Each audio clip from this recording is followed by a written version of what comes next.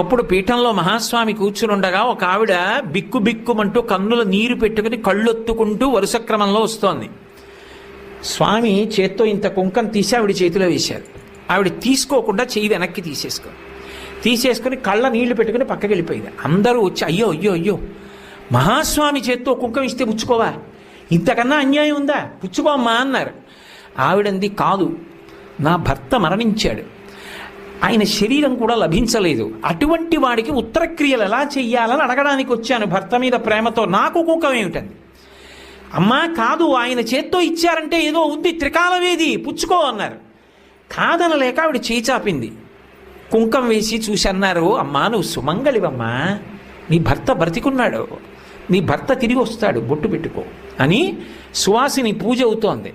ఆ సువాసిని పిలిచి ఈవిడ కొప్పులో పూలు తురమండన్నారు. ఆవిడ కొప్పు నిండా మల్లెపూలు